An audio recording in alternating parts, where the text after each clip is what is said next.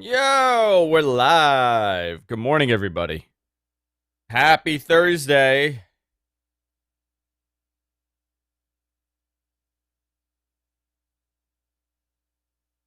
Happy Thursday, everybody.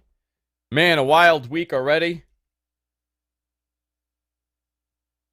But hopefully we could get you guys out of the real world for a little bit. All right, we have a ton of news. Holy moly. Jesus, like so much stuff.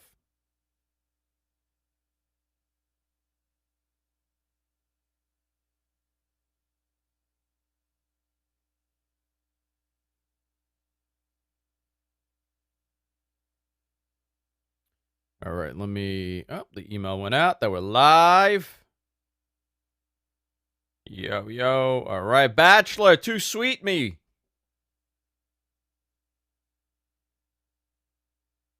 Is it Bachelor 3000 like it's like Mystery Science Theater 3000, or is it like Bachelor 3000 like Outcast? Hey Andrew Rich, congrats on the new gig. Love the podcast. John, thank you so much, man. $5. Awesome. Andrew, did you get that shoulder fixed? You know what? I'm almost at 100%. Like still a little bit. Like I just started sleeping on like my mobility is not bad, but it's killing me. Outcast, perfect. It's like an Andre 3000. Perfect.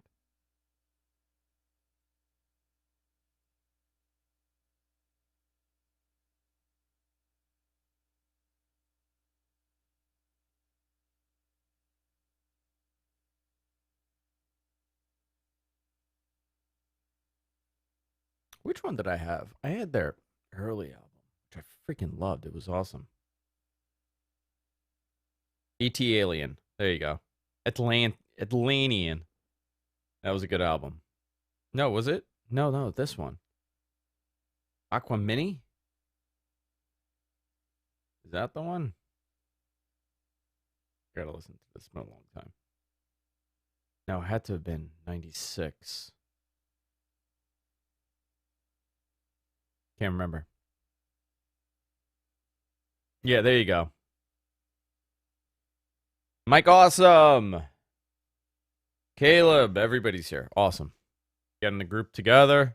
Rich needs a minute to connect to the internet because he was connected via Wi-Fi and he needs to do a wire connection.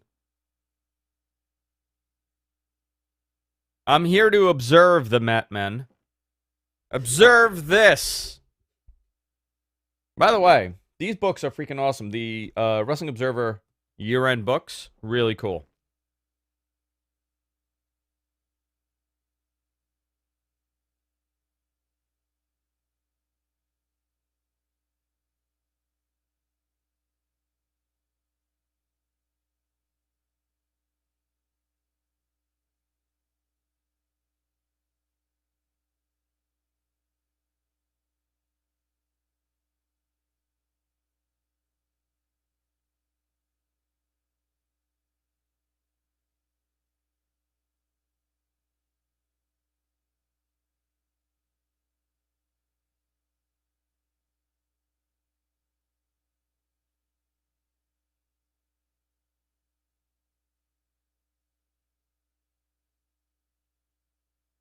Sorry, my brain just stopped. Sorry, guys. I totally forgot I'm getting into show mode. All right. Good morning, Tim. I do the Tim Cook. Good morning. Good morning. Let me pull up some notes here.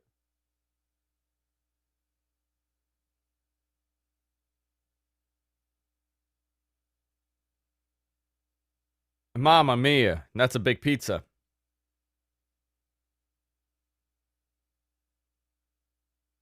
Yeah, there was a... My God, Ray Phoenix was a star yesterday. Great job by the dude. That crazy German suplex where Kenny took that whole thing on his neck was unbelievable. All right.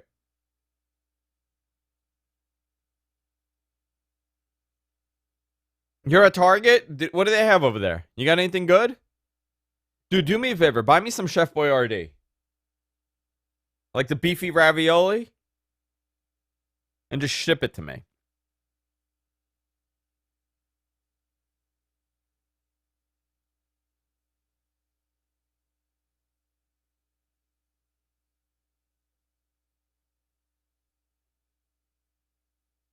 So much to chat about. Damn right. My wife always says, Target has everything, Walmart never will. That's actually interesting. We don't have Walmarts by me. Like, it doesn't exist here in New York City. There's no such thing as a Walmart in the city. I mean, even where I am, there's no Walmart. You got to go to the Long Island or upstate or Jersey. Not very much a New York thing. Hello. Hello. Did you plug it in? I did, but you can't really tell. No, I could tell. Can you? Yeah. Because you were starting to because I have a counter, like a frame counter. Mm. And I meant bells in the background. Oh, what did you do? I just added like a little red and blue, but I don't think it's showing up on camera. No, it's not. Okay. Hold on. Oh, I kind of see it. But you know what? If you drop your exposure, then you'll probably see it more, but then it might... Then I'll be all like in the dark. Yeah, a little bit. All right. What ISO are you on? I think I'm at 1,000. Oh, so it's bright in there. Yeah, so I have Very a bright ring. in there. I'm at 1,000 ISO, 2.8 f-stop, and 60 frames per second. You go to 800. Yeah? I think so. Give me a second. Did we start yet? No. But we're live. I mean, the stream is live. You know what? This is what these guys pay for. This is what they pay the big bucks for. To see the behind the scenes that happens here. Oh, I see that a lot more now.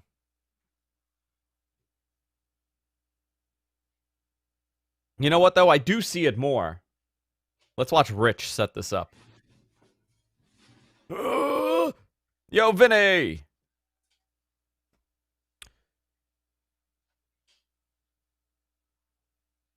Hit us with the reggae level. Bam, bam, bam. All right. Ooh, gels. You know what it is, I think? It may not be catching it because it's too low.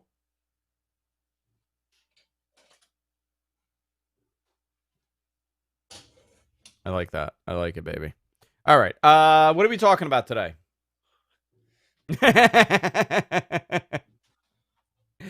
Rich is being inappropriate on camera.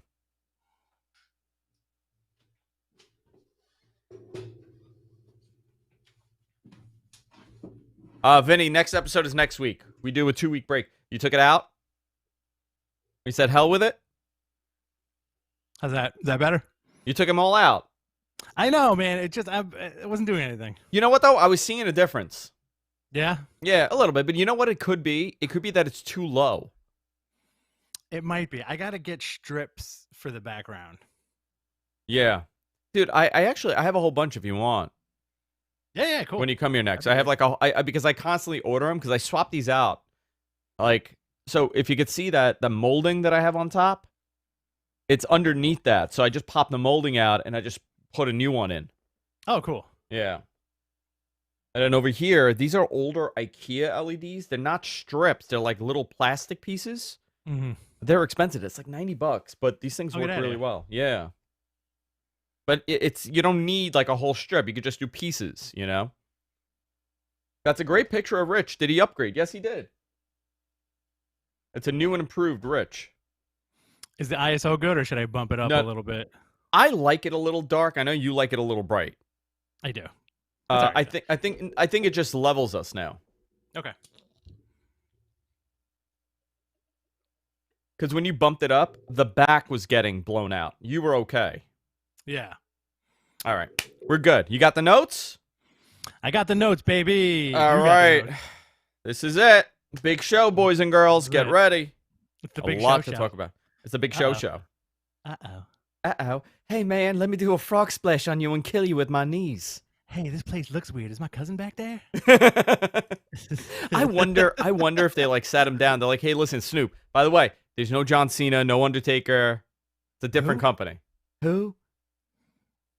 Who's All that?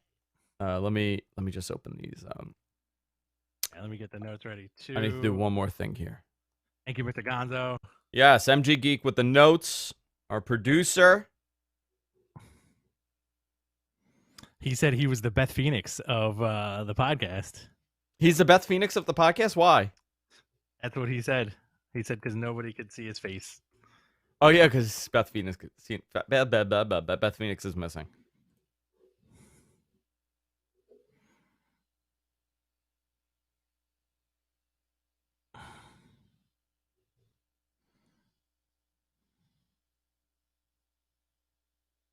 All right. Give me a second here.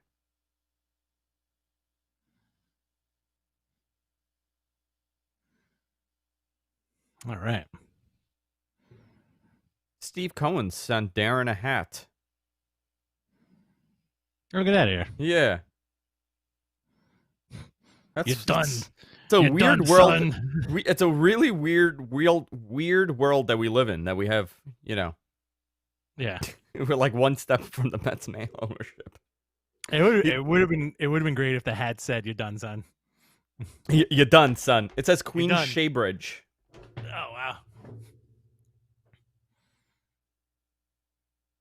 All right, let me just tweet. Oh, sorry, wrong thing. Big ups to collar and elbow for my Stang shirt today. Oh, nice. Dang! Let me see it. Let me see the shirt. Where'd you get it? Collar and elbow. Nice. That's an awesome shirt. I never thought I'd own a Heath Slater shirt in my life, but Now you do. resist. It's Stang. All right, boys and girls. Let's do this. You ready? I'm ready, baby. All right. Let's do this in 3, 2, and 1. Hey, everybody. Welcome to Matt Men, your source for all things professional wrestling. I'm Andrew Zarian. I'm joined by the Beatmaster, Rich Stambolian. How you doing, Rich? No, not that kind of beats. Like borscht. What kind of beats? You got Like borscht. beats. Yeah. Oh, yeah, they make your poop red. This is our welcome, everybody. If this is the first time you're watching on the Wrestling Observer Figure 4 online website, welcome to the show. It's all about professional wrestling. It's a little bit different than most wrestling shows. We don't sit here and do a review of every match into small details. It's a conversation amongst two huge wrestling fans, lifelong wrestling fans and lifelong friends. I feel like I got to kind of give like a summary of who we are now to people. Because I think that there's a whole brand new audience that's flooding in for this episode that's never checked this out. Listen, we like to have fun. Give it a shot. If you hate it, you hate it. All right, cool. If you like it, awesome. You're here. We've been doing this for almost 10 years now. We have a great community here of people that love pro wrestling. Great group of people here that really enjoy having a conversation and not saying everything sucks, which is the best part of this. But this is our first show on the Wrestling Observer website. And of course, I want to thank Brian and Tony for setting everything up. This is going to be a fun little ride. And man, what a week to start off, because I don't know where to begin because there was so much great wrestling. And I guess we could start off by Wrestle Kingdom. Obviously, last night's shows both did a stellar job. Awesome job. A lot of news to discuss. NXT call-ups happening. A lot of stuff is moving. So let's start off with Wrestle Kingdom. Rich, I did not go into Wrestle Kingdom expecting to love it as much as I did. Same here. Because, listen, it's more vibe, right? Forget about it. The talent's the talent. They're unbelievable. But the vibe is crappy with everything going on in the world. And, obviously they can't fill it up with 40,000 people in there. I believe there was an average crowd of 12,000 people. That's in my notes. I got to double check that. But I think that's about right. MG Geek provided the notes, of course, thanks to him. And man, night 1 was really good. And night 2 was awesome, too. Oh, both nights were ridiculous. I really do. I know we have like a little back and forth about this on the show, but I am a big fan of splitting it up over 2 nights. That night 1, easy to digest. Night 2, also easy to digest. Night 1 was banging too, man. It was awesome. Yeah, I would tell you, honestly, these 2 nights changed my opinion of this, of splitting it.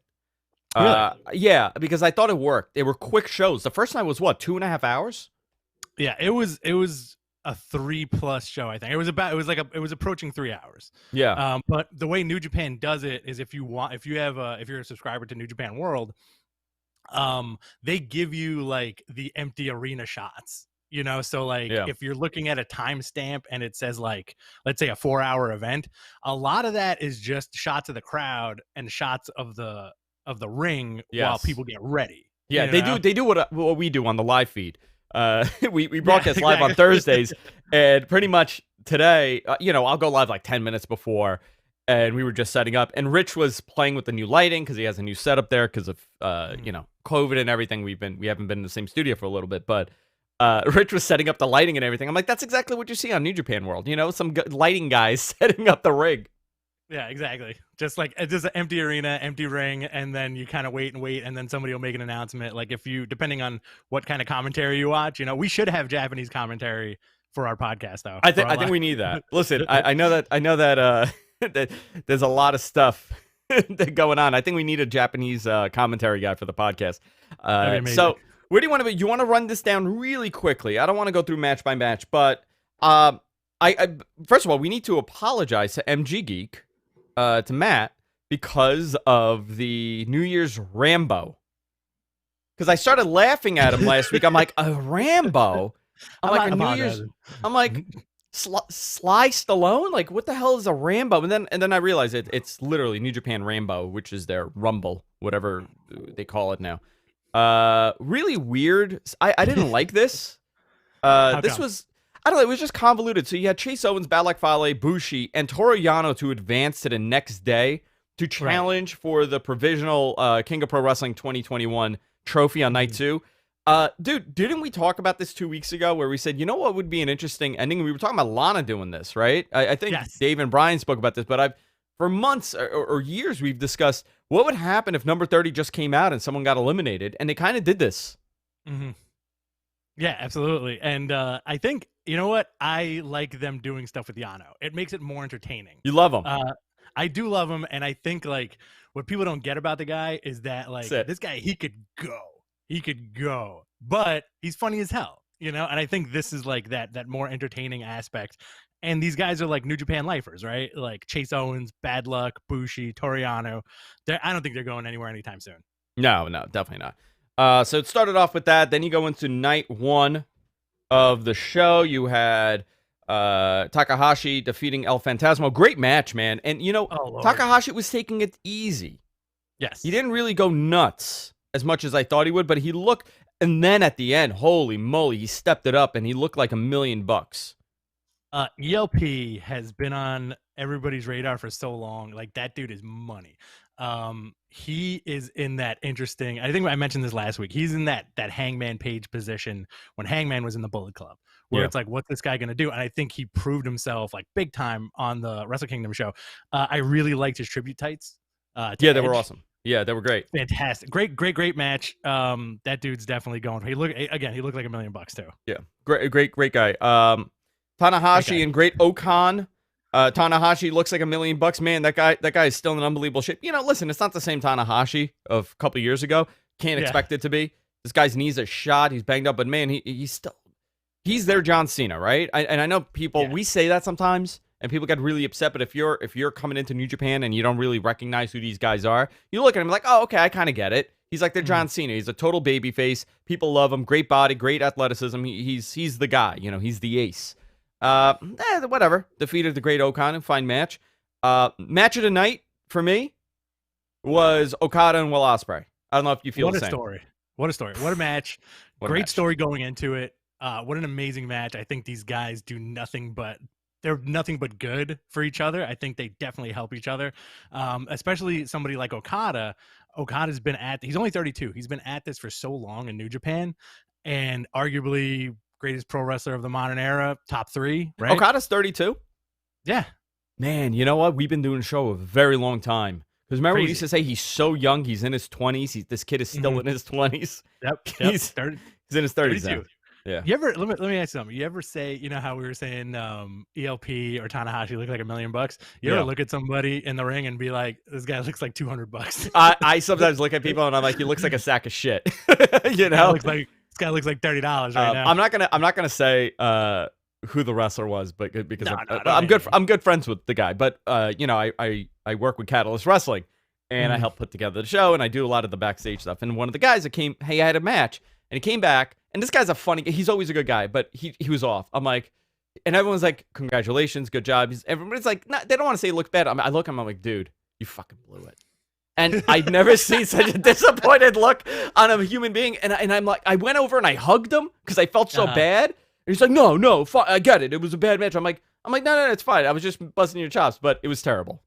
I do like that. You look like shit, bud. You look like a sack of shit. Poor guy. So, yeah, dude, Okada, Will Ospreay, phenomenal match. The story there obviously is that Ospreay turned on Okada a while ago, and he's got his new faction, the Empire, right? Yes, the Empire. Very cool, man. How'd you like that ending? First time in almost a year that Okada won with a Rainmaker. Yeah, I thought it was great. I thought everything about that was great. I hope to see them again. This definitely solidifies Will Ospreay as a top guy for the year for them. Oh yeah. Really talented. And he's put on a lot of size. Ton of weight, dude, and ton of muscle. So he's looking like $1 million. I'm trying to get through this as quickly as possible because there's so much to talk about. Kenta defeated Kojima, which I really enjoyed. This Great match, huh? Yeah, hard hitting. But we also got a Jon Moxley promo from the LA Dojo. So they're kind of setting up that this is where, they actually did set up. This is where this title defense is going to be, where Kenta, the number one contender holder, is going to face Jon Moxley at the LA Dojo or whatever, that show that they're doing now. Interesting that Jon Moxley could work outside, within the U.S. for another company, which we were told that he wouldn't be able to. But he's been doing He did Bloodsport. Yeah. He's done other stuff that's been, recorded and redistributed. So I don't think it's that much of a big deal. But, this is a good time to take that title off of him. He doesn't have the AEW title, so you're not risking your champion losing to another guy. And we don't know when he's going to go back to Japan. So if they do something at the dojo, it makes a lot of sense. Oh, 100%. And you know what? That was like a nice little fun thing for the fans too, because I think we were going back, you and I were going back and forth along with, like our group chat and like stuff with the show about how it's very unlikely this guy was going to show up at Wrestle Kingdom, but they made it work in a very interesting and entertaining way. Yeah. Also, I believe the second night was 8,000. Right? It was 12,000 the first night, 8,000 the second night. Just wanted to verify on that because that's a big number, considering. IWGP Tag Team Championship. The Guerrillas of Destiny defeated Zack Sabre Jr. and Taichi. What did you think of this? I was in and out. I thought this was not a great. It wasn't as good as I thought it would be.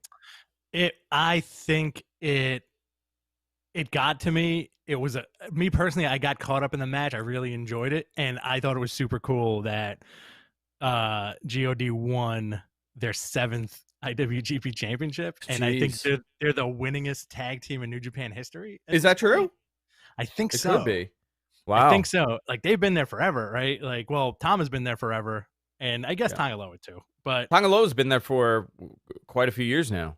This is kind of like that first thing of the bullet points that I want to mention later as far as like the Bullet Club stuff goes. Very interesting. You have these two guys, champs in Japan, right?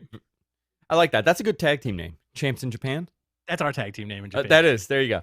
And then the main event time, obviously, IWGP Heavyweight and Intercontinental Championship. Kota Ibushi defeated Tetsuya Naito, the champion, to become the double champ. He put out a message saying that he's looking to unify these titles. So I don't know if this is going to cancel the IC title, if they're going to combine a new title. There's a lot of moving parts. I really love the heritage of the IC title in New Japan. Do you know who the first IC champion was? I don't know offhand, but I want to say Shinsuke Nakamura. It was MVP. Ooh, really? MVP is the first IWGP Intercontinental Champion. Yeah. So 2007. 7, 8, 6, 7, 8? Something like that. Something right? like that? 6, Someone 7, could verify. 6, 7, 8? Sometime in the 2000s. I gotta tell you, my memory is like this when it comes to the 90s. Oh yeah. But you hit the mid 2000s and something happened. I can't tell you. I don't know why. Night one was great. Night two, we're going to run through this again really quickly. Provisional King of Pro Wrestling 2021 trophy. Toru Yano defeated Chase Owens, Bad Luck Fale, and Bushi to win and retain the Provisional King of Pro Wrestling 2021 trophy. Whatever. I didn't really care for this. Now, this gets interesting. Wait a sec. Wait a sec. You don't want to talk about that Naito Ibushi match at all? Oh, yeah, go into it. Sorry, man. Oh, my God. What a great story. Number one, these guys have been going at it for a billion years. I really didn't think Ibushi was going to take it. I didn't think they were going to pull the trigger on him finally. You know what? I if there was any moment to do this, it would be now, right? I feel like they kind of had to, because everybody last year was ready for the Ibushi push, and obviously he lost night one. Mm-hmm. And I think this was this would have been, if the year was normal, this would have been a great come-up-in story for him again. You know, he lost, this was his opportunity, and now it's a rebuilding year, like what they did to Okada a couple years ago, where he had a rebuilding year. This would have been a good year to tell that story, to come to this moment. But you know what, dude? He's the right guy for this title. He looks unbelievable. He's one of the best. Dude, one of the best wrestlers. Gigantic right now. Absolutely. And you could, this category of the best wrestler, it's pretty broad. It's a spectrum more than anything else. You could be there's so many the best in the world, right? There's so many best wrestlers in the world at any given time. You could say Kenny Omega, you could say Okada, you could say John Moxley at a point. You could say even Tanahashi, Roman Reigns, throw him in the conversation. Why not? AJ Styles. These guys, it goes up and down. So I think at this moment, I mean, Kota Ibushi definitely shined in this match. Naito, he looks hurt. I don't know if he is. It's the years of, it's hard to go to do that style for so many years. But man, they did a killer match, unbelievable. But I do think night two was the better match. Night one was unbelievable for the title. I think night two, the Jay White match, was even better. Went 48 minutes, which we'll get into. Oh my God. So IWGP Junior Heavyweight Tag Team Championship, El Desperado and Kanemaru defeated Taguchi and Master Wato to retain. Good match. Good match. Do you like Wato? Do you like Master Wato? Because I don't know how people feel about him. I like, you know what? Honestly, I like everybody on that roster. And I'm not even taking a dump on anybody, but my low point is always Yoshihashi. Is that really?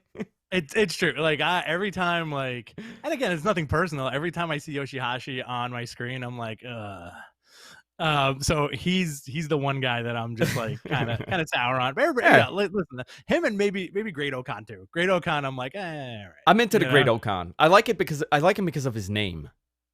Yeah, I think it's such a carny name. It's phenomenal. You had this match, dude. You had the Never Open Championship. Shingo Takagi and Jeff Cobb. Takagi, Mr. Jefferton Copperton, yeah. And Shingo Takagi. I can't say it today, man. I'm sorry. You know what's funny? I was looking at the notes last night, and I don't know. I had a glass of wine, and I haven't drank in like 4 days. And I took, I was drinking. It was on my second glass, and I'm looking at these notes. I'm like, Papa Shango? I kept reading it. Like my brain kept seeing Shingo as Papa Shango. I'm like, what the hell is wrong with this guy? Matt, MG Geek, that did the notes. Were you texting Mr. Gonzo saying like, yo, you're this close to getting fired, bro. Spell these names right. Yeah. Who the F is Papa Shango right now? Dude, Jeff Cobb looks like a beast. That guy's a monster. He is a monster. I think he fits so well in that New Japan ring, and he looks like such a monster over there. Listen, Mike Elgin had the same presence, right? Elgin had a tremendous presence when he went to Japan, and he looked great over there. I mean, everything happened, but I think this is a good asset for them to have. I mean, the pure talent is unbelievable. Sonata defeated Evil. I actually missed this match. I was running out of time when we were doing this. I just saw parts of it. What did you think of it? Solid match, a lot of passion. Like another. This was like a cool. As a whole, I think New Japan this year did the best they could with the circumstances, because you had those betrayal angles, right? So you had the Ospreay Okada, and I think in this one too, you had Evil and Sonata. They were buds, they were tag team champs, and then all of a sudden, Evil joins the Bullet Club, wins the IWGP Championship. Where does that leave Sonata, right? And Sonata, when a great mood is protege, that dude has such a future. And I think we've been saying that for the last few years too. You know, like we'll get to that at the end, but it's going to be his time soon, within the next couple of years. I do feel like Shingo gained a lot of weight over the last couple of months. Or no, just like size-wise, he's gotten bigger. Okay. He's gotten bigger. I don't know how much muscle it is, but he's gotten bigger. Listen, man, we all put on that COVID-19, you know? Mm-hmm. IWGP Junior Heavyweight Championship. This is his second match. Takahashi defeated Ishimura. Great match. Loved it. Win the IWGP Championship. Listen, what else can we say about this? Phenomenal match. Yeah, absolutely. And now we have the main event. There were a couple things from this main event. You know, Jay White is stellar. I got to tell you, this performance sold me so much more, and I was already high on Jay White. Sold me so much more. This dude is up there. He's been in the business, I believe, 7 years, 6.5, 7 years, something like that. Right? And also he's very young guy. Young guy, headlining the show with one of the best. These guys put on a stellar 48-minute match, the longest match in the Tokyo Dome history. 28 years old. He's 28 years old. Ibushi's like 67, but nobody knows. Exactly. He doesn't look it. You know? But my God, great match. What a great ending. In the end, Kota Ibushi is celebrating in the ring, and who comes out? Sonata to, I guess, challenge for the title. So you can see that that's going to be the program. And Jay White, in his post-interview, said, I'm done. This is it. After New Year's Dash, he's out. So what do you think that means, Andrew? It could be a work. Mm-hmm. It could be that he's headed to NXT. Okay. Rumble? I don't know when his contract actually ends. I asked, and if it makes any sense, it would have to be the end of January. Mm-hmm. So I don't know. I'll ask Brian too. I have no idea. But you know, wherever this guy goes, he would do great. But you know, again, unpopular opinion.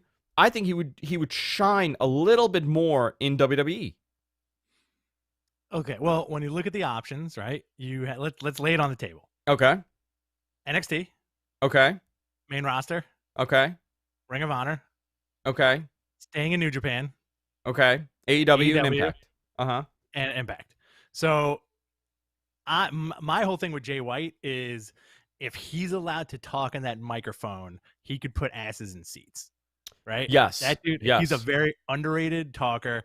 The dude cuts an awesome promo. Even night one of Wrestle Kingdom, when Ibushi won, that promo that Jay White cutted him at the end of the show, fantastic. It gave me goosebumps. You know? What do you think Vince thinks of his accent? I think he probably thinks he's from like Ohio. Yeah. He's like, I hate that Ohio accent. What is he, from the South? What is he? So, like, I think if whatever company gets him and lets him go nuts on that microphone, it'll be for the better. And I think if you're going with that regard, it's very limited. Like, you think he's going to get mic time in NXT? Or I think so. Main roster? Yeah. I think listen, you got to talk strategy also, right? You got to talk about, it's not even just like, okay, he's available, let's sign him. Or put him on Raw or SmackDown. It's, okay, we have a defensive measure against AEW because everybody could see that NXT is a defensive measure. They're not on the offense here. The whole purpose of NXT on Wednesday nights is to not make sure AEW does not stay above 1 million viewers. They can hit 1 million occasionally, but let's take out that 30%, that 300,000 or so viewers that'll go from, that'll watch if NXT's not on. Let's take that away. Jay White would be a great answer to that, considering, the roster's a little not so great. Now, let me ask you a supplementary question to that. Yeah. Right? As much as you and I and the people who watch our podcast love New Japan, will Jay White's popularity and street cred carry over to that WWE product? It depends, right? I really, and I think that's a great question. And I'd love, that's a great question for the chat room too. I think people are just discovering Jay White. and I'm gonna tell you why I say this. I think for a lot of people, they don't know what he could do. Listen, you could be a fly by night and New Japan viewer, right? A lot of people are. A lot of people don't commit to every show. They watch the big ones. So you're getting those bits and pieces. I'm not comparing him to Kenny Omega, but it is a little bit of the Kenny Omega factor here, where that's how he got discovered and the internet buzz kind of kept it rolling. I don't know, going to AEW would be, I think for the fans, we would love it, right? Fans would love him there. But I think for his career, it would be best for him to go over to NXT and build that product and become the guy there, have those matches with Adam Cole, have those matches with Finn Balor, and then, you could take somebody and move him to the main roster, and now he's the guy. Just like how they did in 2015, 2016. The process of moving over. What do you think? I think, honestly, like, the landscape of pro wrestling is changing so rapidly now post-COVID, and it seems like everything's kind of opening up, right?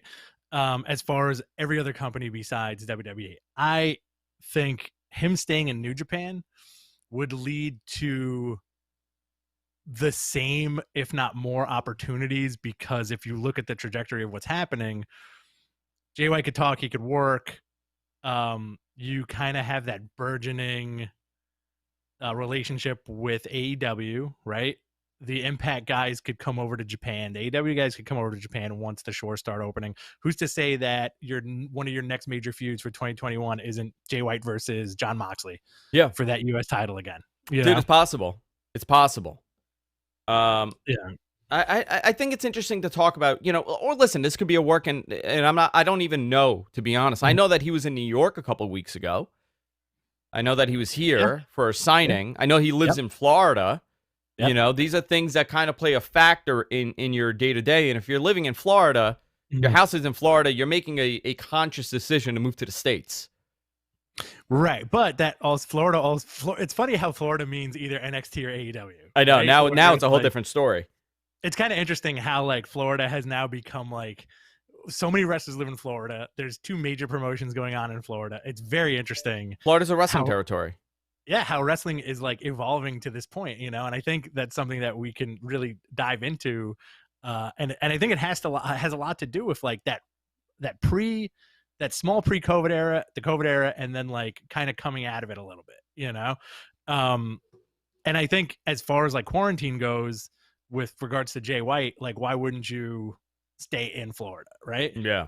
Why a lot of factors. Very interesting. It's fun to speculate about this stuff because, like, if he's really done, is he the hottest free agent in pro wrestling right now? I think so. I mean, we were talking about that, right? We like, for weeks, we were saying, like, who's that next guy? I think he's the guy. Very interesting to see where this goes. Guys, I want to remind all of you, if this is the first time you're checking the show out, welcome. The show gets a little nutty sometimes. We're on our best behavior right now. I feel like, we're like, okay, we watch a lot of wrestling, a lot to talk about, but the show gets a little nutty. I really suggest you guys check us out on YouTube, youtube.com/MattMen Podcast. You can subscribe to us there. We're also on iTunes. We're everywhere podcasts are available. Apple Podcast, Spotify, whatever, Pocket Cast, whatever you use, we're on there. Also, we are on the Wrestling Observer Figure 4 online website. Guys, listen, I know a lot of you guys are subscribers of the Observer. I believe, not consistently, but I want to say since 1998, I've been some sort of subscriber to the Observer.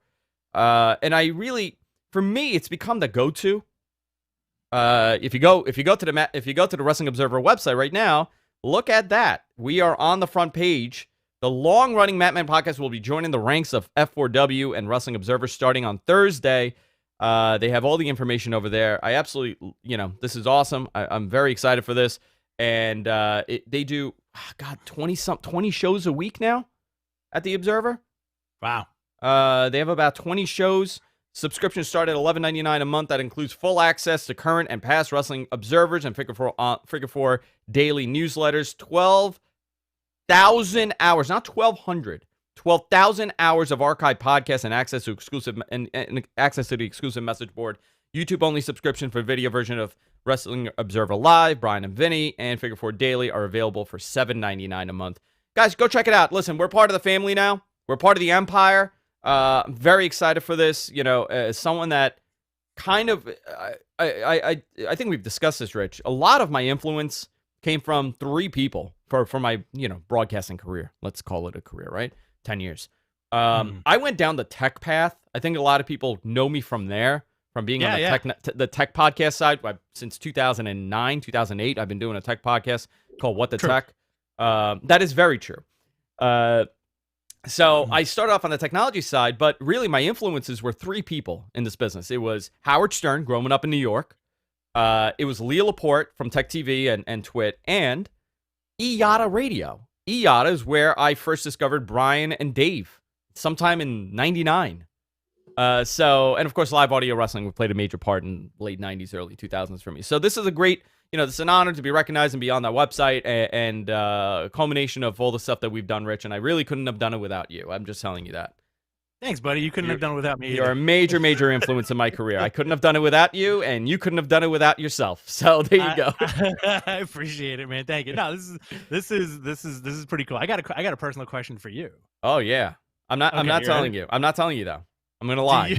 Do you think what would 16-year-old you's reaction be? You're 36, right?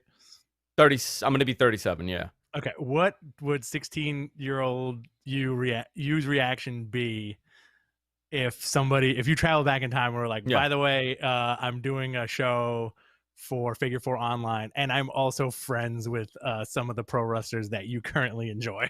Like, what would I would look at myself and be like, this is what you look like? This is what you did with your life?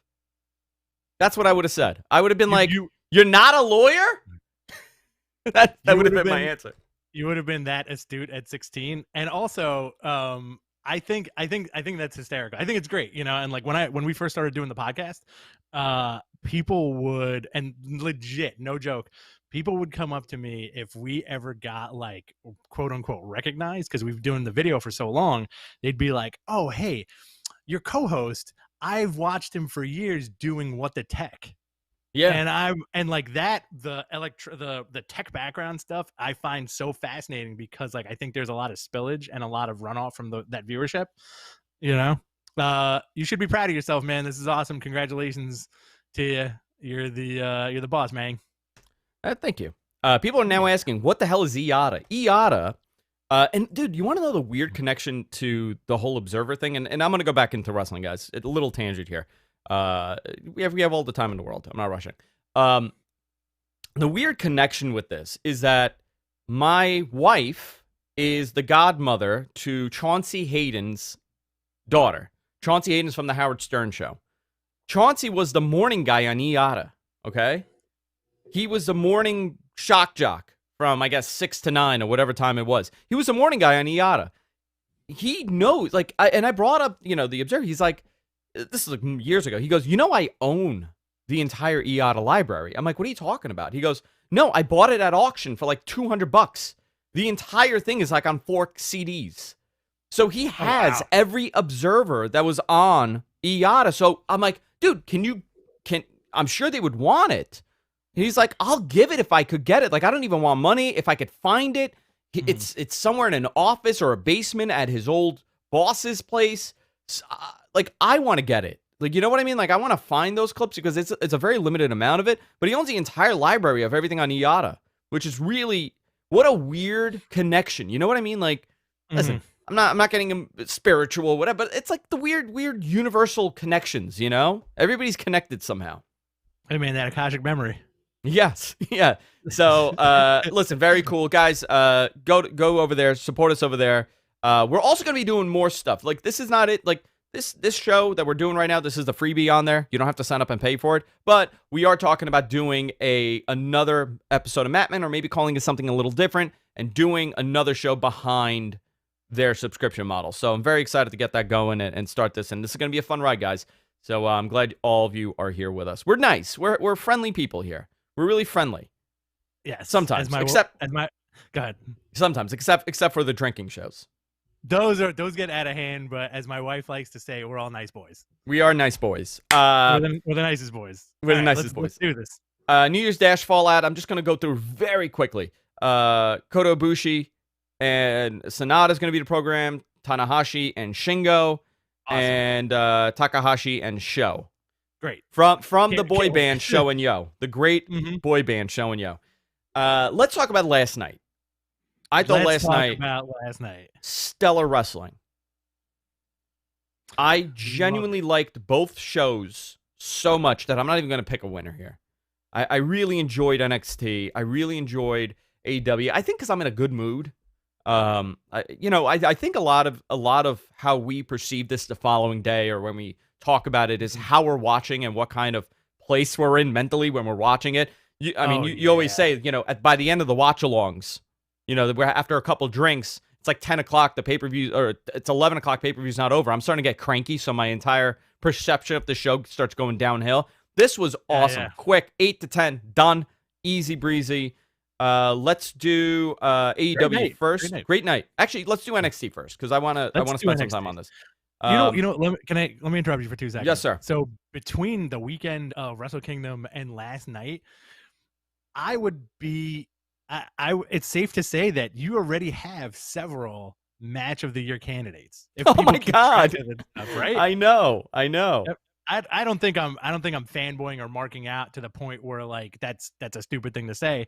But after watching all the wrestling that's happened in these last few days, it's like holy shit, dude! Like there was so much great wrestling. Why not, right? Yeah. It was phenomenal. So. I think it's so rare. Like we're 7 days in the month, like you said, and we have all this amazing stuff happening. Someone's at my door. What the hell's that razzle dazzle? There's somebody razzle dazzling out there. It's like a full on conversation. All right, let's talk about this match because there's some news behind this. Damian Priest and Karrion Kross. Karrion Kross's return to in-ring action. So a couple things here. First of all, reports came out, I believe WrestleVotes and Dave confirmed that Damian Priest was supposed to get called up last Friday to SmackDown. Right. And he was supposed to be Kevin Owens' partner. And he was at the taping, he was backstage, they're ready to go. And Kevin Owens pretty much said, according to the reports, that, listen, this makes no sense. Like, we don't know each other. We have not crossed paths other than the only connection is that they both were in Ring of Honor at some point. I don't even think together. They were weird, right? Weird thing, and Roman Reigns agreed, so they put that to kibosh on that. That's not saying he's not coming up still. I believe he's still going to get called up, but there were some issues with this match. I do not. Did you watch it, or were you going back and forth?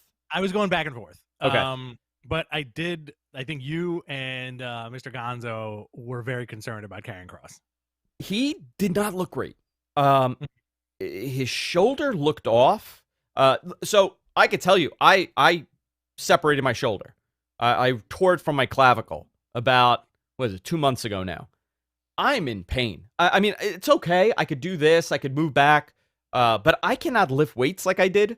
I cannot sleep on this side as comfortably as I did. It's getting better, but it takes a while. And I was like, I'm looking at his rotation is off on his punches. It's swollen still. Yeah. His body was a lot softer. I mean, listen, man, a shoulder injury is the worst. It's very difficult to kind of bounce back and come back. He came back early. That's what this is saying. Yeah, a little too soon, you think? Yeah, a little bit. But I understand why they did it. I understand why they put it together. Listen, man, what a great look. That intro's $1 million. That's a main event intro. That's a main event gimmick. I like what I'm seeing. I just hope that they, give him some more time to get better. I thought this was a really decent opener. Yeah, dude. Really good opener. I really like. You can see why they want a guy like Damian Priest on the main roster. And it's unfortunate that it seems like he's kind of floating in limbo right now between NXT, Raw, and SmackDown. If you could play Booker, how would you introduce him to either show? I would have him be on the Firefly Funhouse and be one of the Muppets. That's where I would put him. Yeah, I would make him one of the Muppets, and I wouldn't even acknowledge that it's a person. Just have him there as a Muppet with the voice and everything, with his deep voice, and just do that for like 2 years and see what happens. Guaranteed, that's a main event gimmick. main event gimmick. 2 full years of this. Just he's hanging out with the witch, and he's hanging out, and then one day he's like, "Wait a minute, I'm a real boy," and then he realizes that he's not a Muppet, and he just walks out. I like that. So basically, what you're saying is what you want to do is akin to having Braun Strowman on the Rosebuds. Yes, where he was a Rosebud forever, and then all of a sudden now he's part of the Wyatt family. So no, but full circle. But I wanted him to be self-aware at one point that this isn't normal, and he's not actually a Muppet, and he's coming up with a way to leave. He's like, can I just get up and leave? But I have a relationship with these things. You know, the witch and the bird and the turtle and the hamster. They're all friends. He's like, listen, guys, I gotta go. They throw him a big party and he leaves. That's how I'm booking this. All right. Yeah. Fair enough. Yeah. You don't think you don't think he'd be better served if, let's say, a returning John Cena came back and that was like his first feud back? Oh my, no. That's the end of his career. I'm telling you guys, so? This is how forget it. No, okay. You don't want a real match. You don't want to see him perform. Just be a Muppet. That's all. And then they could draw like the sad mouth on him. You know, they could do that. They could put a little, they could spice it up a little bit. I'm sure Vince could figure it out. Cruiserweight Championship, Grand Metalik versus Santos Escobar. I love Escobar's gimmick. He retains. Cool match. Did you like this one? So. Yeah, I really like Santos Escobar, but he's one of those guys. Like the weird, I'm gonna remove myself from this a little bit, right? Yeah. And I always feel like there's like the meta implications of a match like this is Grand Metalik telling him like, don't let them put you on the main roster. You're gonna end up like me. I was the guy, you know? Yeah. Just because, like, as much as we like Santos Escobar, you know, how far do you think this guy could go? I don't know. It's up to them. I don't know. Well, I mean, clearly it's up to it's the thing that, and again, it's not a knock on anybody. Creative is creative, but you know, we've learned that hard truth over the last few years where it's like, as much as we like somebody and think they need that time to shine, it's not really in the WWE playbook. Whereas when you take the indies and AEW, Impact, etc., pretty much all the guys that left that we always said like, hey, this guy could make a big impact has made a big impact. Yeah. Even on Impact. The next match. Okay, I got to talk about this one. Yeah, I was very into this. Xia Li, we were laughing about this. We were joking about her being captured and all that stuff. Xia Li looks unbelievable. Holy moly, what a transformation of this person. Oh my god. I think we need more Mortal Kombat gimmicks. Yes. I want everybody to be a Mortal Kombat character. I don't care. I want John Cena to be Sub-Zero. I want Seth Rollins to be Scorpion. I think this is great. I think this is the future of wrestling. Just Mortal Kombat characters. Dude, her traps look unbelievable. Her arm, I mean, total. If you look at her, if you go to her Twitter, her Instagram, I should say. No, it really is. But there's before and afters, and in less than a year, she's totally remade herself. Looks unbelievable. That's great enhancement match. I feel bad for what was her name? Katrina Cortez. Is that what it is? I felt bad for her. She took a really brutal kick to the head. Oh yeah, at one point. But really cool. That looked very stiff. Yeah. Raquel Gonzalez and Rhea Ripley. Gonzalez wins on a brutal table spot. She sold the injury, so could this be a possible call up? I don't know. I don't know what what's left for her there. I think a program with Toni Storm, a longer program with Toni Storm would make some more sense, but I don't know if this is her way out. NXT does a great job developing the women in NXT. This is, we've spoken about it. I don't think anybody has a better division. Mainstream company has a better position with women's wrestling than WWE does. The sheer amount of talent that they have is unbelievable. I think she's a great asset, and time to call her up to the main roster. Yeah, listen, she has the look. She has the whole thing going. She's a main roster feel. Just a matter of where you put her. What happened after this, Rich? So you have a police escort to the building with The Way, and it's Johnny Gargano, Austin Theory, Indy Hartwell, and Candice LeRae debuting, I think, new outfits, right? Yes, new outfits. And then you had Schatzy's nutshot to Austin Theory. MG Geek was going really nuts about this. He loved it, and he's like, Yeah. oh my god, you got to see this. That's hysterical. I looked at him like, oh okay. It didn't do anything for me. I thought it was fun. I thought it was cool. Yeah, cool. And again, like we've been fans of Schatzy Blackheart for a very long time. I think she's one of the more entertaining aspects of NXT. This was a solid very NXT entertaining. show. Usually, like the NXT stuff, like it's been hit or miss for us for a while. No, it was a great show. It was quick. Very, very solid show. So then, that was kind of the intro to Candice LeRae and Johnny Gargano versus Schatzy Blackheart and Kashida. Kashida and Schatzy win. I like that tag team. How do you feel about Kashida in NXT? It's been a while. I don't love them in New Japan, right? Both of us. I love them in New Japan. Yeah, I don't know. I don't know where. I know that they're trying to push him because he's really good.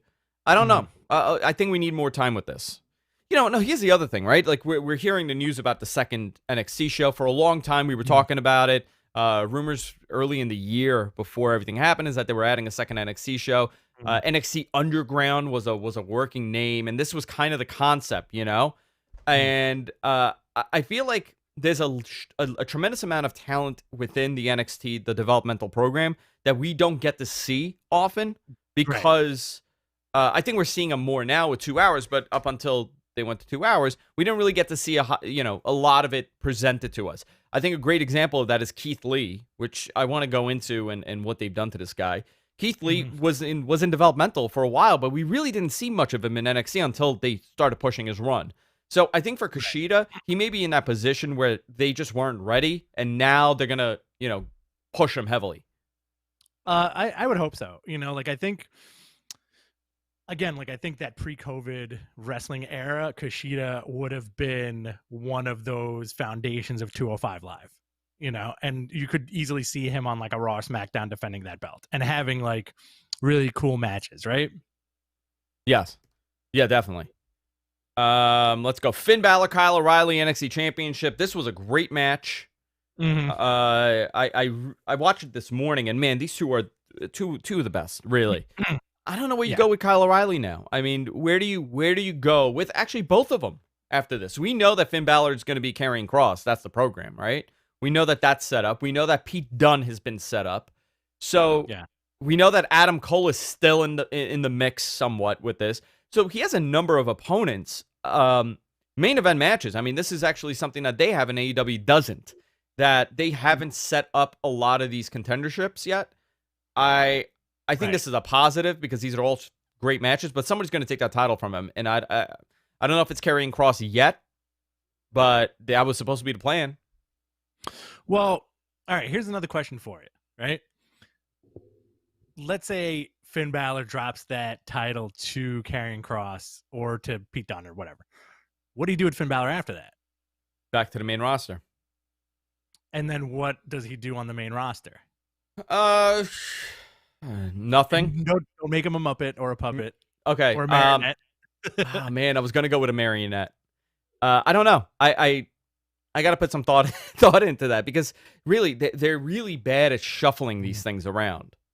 And I don't know. You put him in a feud with the Miz. That's what you see happening. What is that? Kombucha, or is that a red stripe? Or is it red stripe? That is a kombucha. That is a Brew Doctor kombucha. Super berry.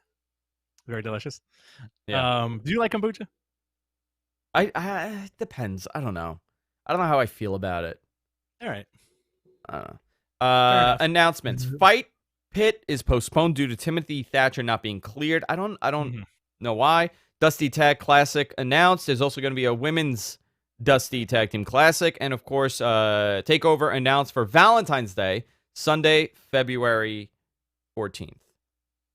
Cool.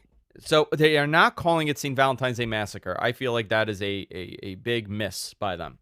Absolutely. Let's go into some news. By the way, guys, at the end of the show, we're going to be doing our Q&A, so keep your questions ready in the chat room. If you're listening to the podcast, you can submit your questions with the hashtag MattMen2021 on Twitter. You could use that hashtag and submit your questions, and we'll be saving them throughout the week. SmackDown did 2.13 million viewers, drastically down from the week prior, where it was over 3 million. Obviously, that had a lot to do with the lead-in and everything else that's happening. Big E is getting a big push this year. I think that's a big story here. I think that's going to be a story of SmackDown, and I think I'm happy for that. He stepped up his game too. I think he knows this is his moment to shine. If he doesn't, I don't think these moments really don't come too often. When you've been there for so long and now this is it. You better step it up, and I think he's doing a good job. Apollo Crews challenged him for this Friday. You also have the Kevin Owen scenario with John Cena. Jesus, I'm losing my mind. With Roman Reigns, with Jey Uso. Tremendous beatdown at the end. They murdered Kevin Owens, and once again, where are his friends? I say this all the time. I have a theory. I have a theory that all the baby faces within WWE, they're vile, terrible human beings to everybody. Yeah. They have no friends. And the actual baby faces are the heels that are able to create a bond, an emotional bond amongst two adults, where they are compassionate about their relationship with these people and they want to protect these people. However, on the babyface side, no one gives two shits what's happening to you. Oh, my best friend is getting beat up and murdered? Who cares? Isn't that weird? I mean, like, all right, so for a babyface, like, let's say, like, Steve Austin, that worked because Austin, the character was, like, not a dick to everybody, but, like, he was the epitome of the loner, right? But he would say, I don't want your help. Right.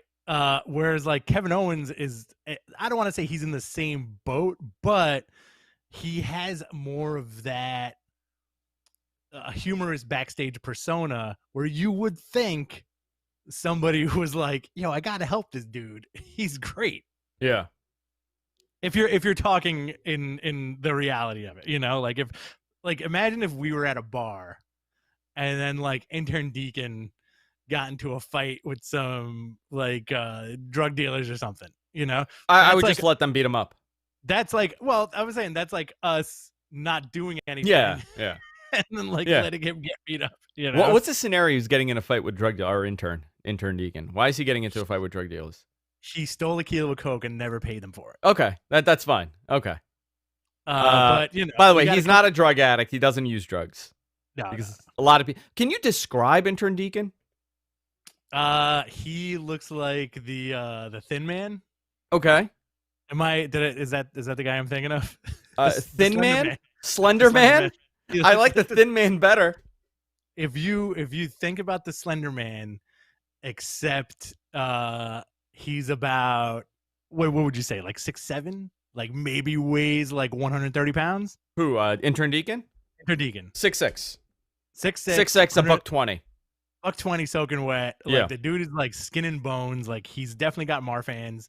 His hands, like his fingers are super long. It's almost like he's like an Edward Scissorhands. And he has wet hands always. He has sweaty hands. Oh yeah, absolutely. It makes it even more uncomfortable to shake his hand. And he always blows a kiss to you when you show up and when you leave. Yep. That explains him. Raw did 2.128. Obviously, the Legends were a big push for them. I believe they were not opposed. It was an unopposed night, right? With no football. Yeah. You had Hulk and Rick. Hulk Hogan beginning that with that ridiculous H phone thing. Stupid. Holy moly. Can I tell you how dumb that was? And it really took me a little bit of time to understand what was happening. Yeah, me too. What a bizarre cold open. Orton humiliated the Legends all night long. And this kind of... we're going to talk about AEW too, but I wanted to talk about this because this kind of goes into comparison here, right?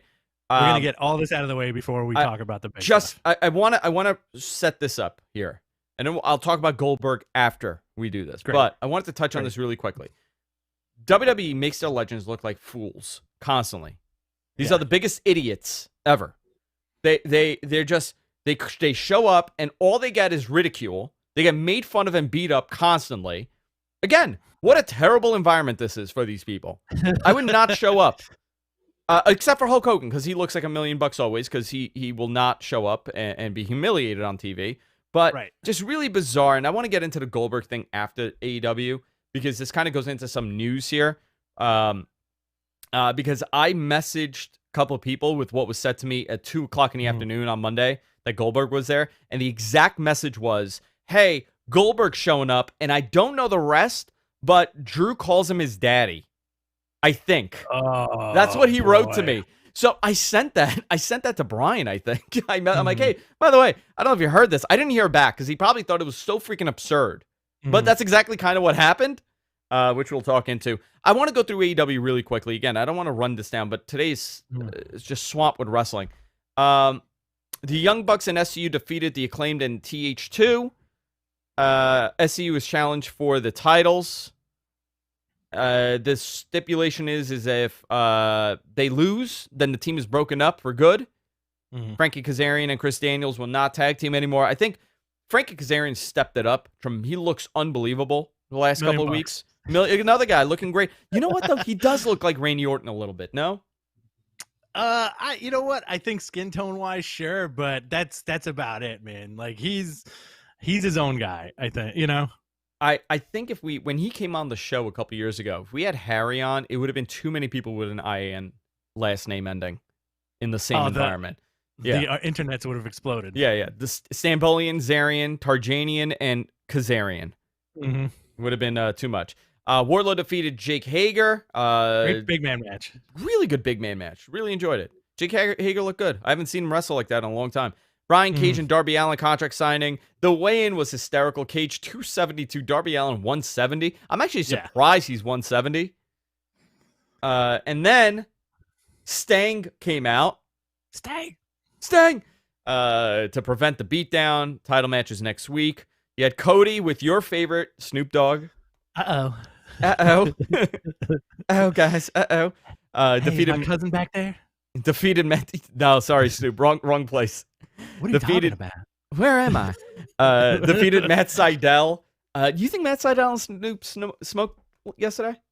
Oh, 100%. I think they got really effing high together, and then Snoop was carrying him around on his shoulders like Bad Luck Fale. I think Matt Sydal just smoked Snoop. He just. You think so? He just rolled him up. Yeah, he just rolled up Snoop and just smoked him. Luther and Serpentico attacked Cody and Sydal. Sydal saved him. Snoop hit a really terrible frog splash where he nearly murdered Serpentico with his knees on his chest. Dude, I got to talk to you about Abaddon, okay? Wow, so frightening. Terrifying. Okay, terrifying. I don't care about her wrestling.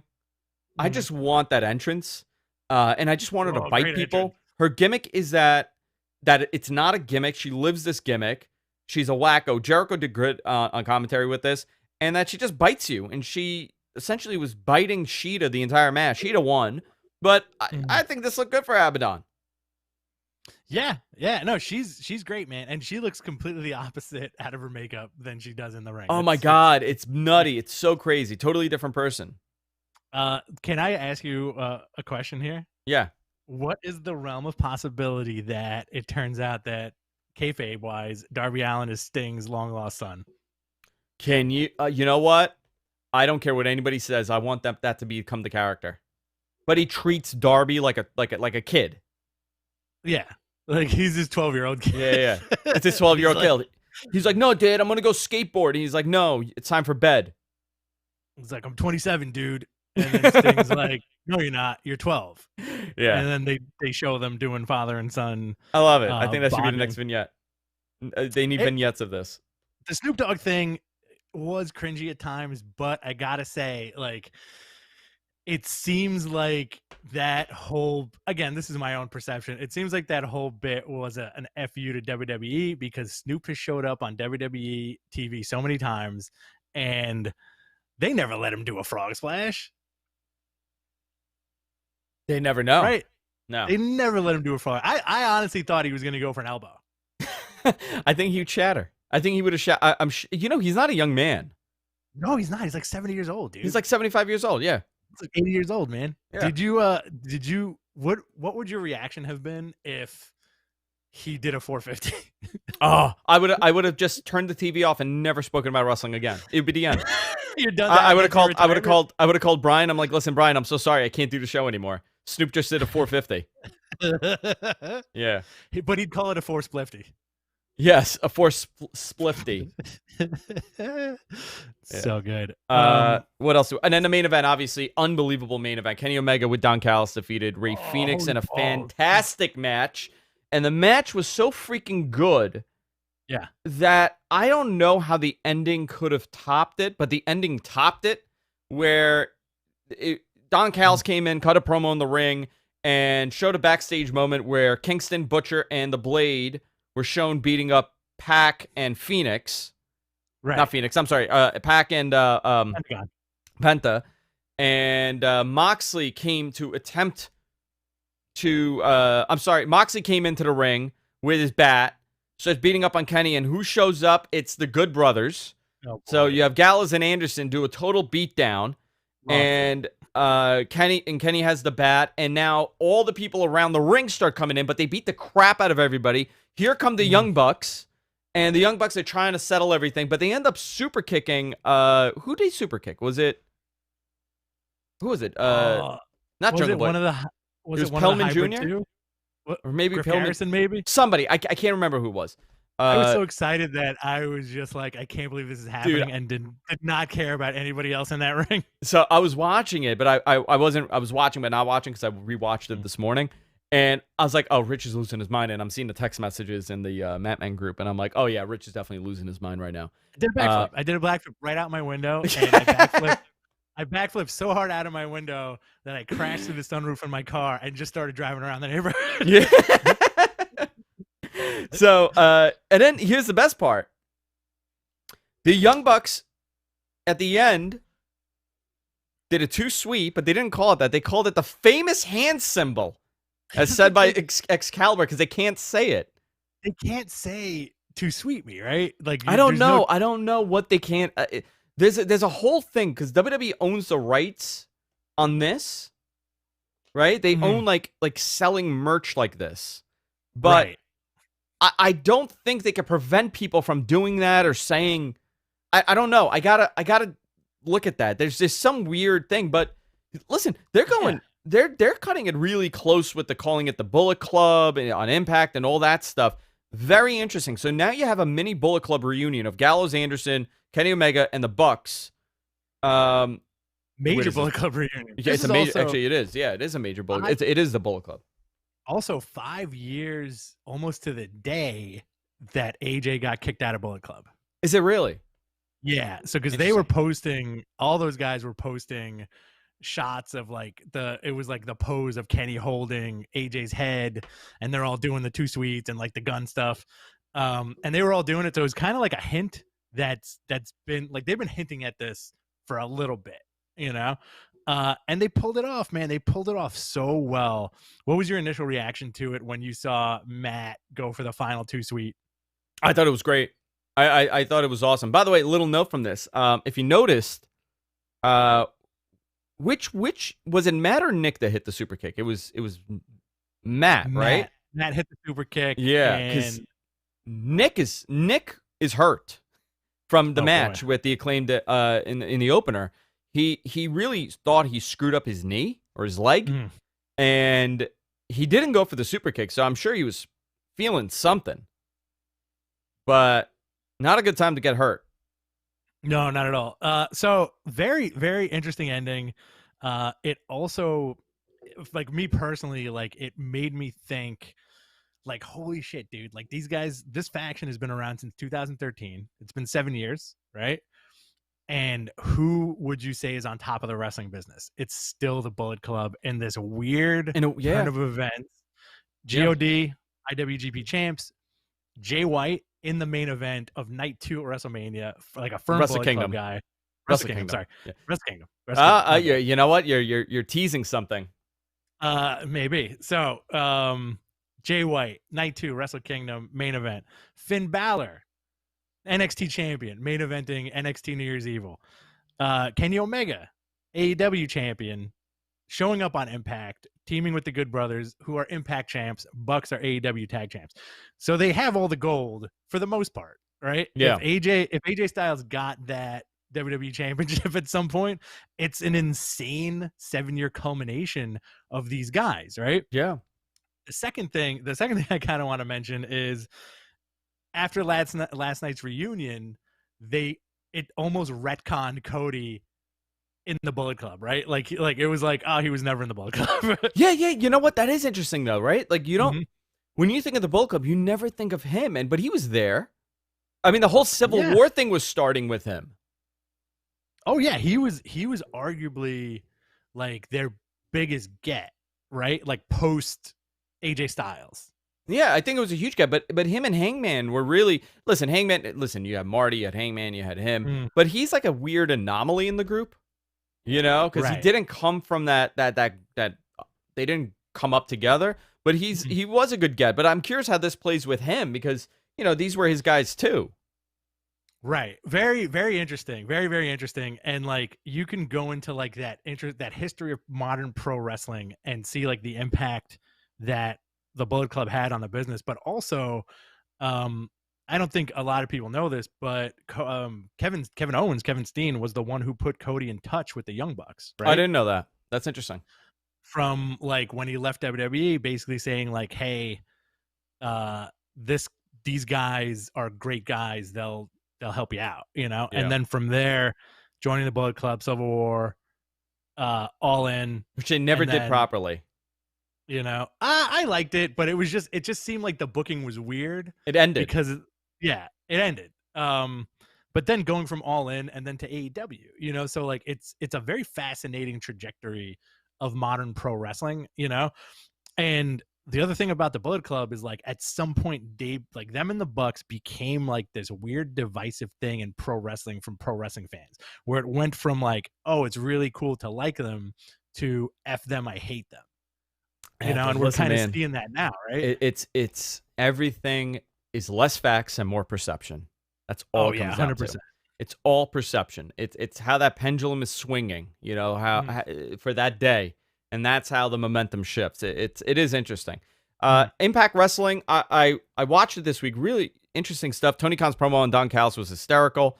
The Good Brothers and Kenny did refer to themselves as the Bullet Club, and he did the full life thing at the end.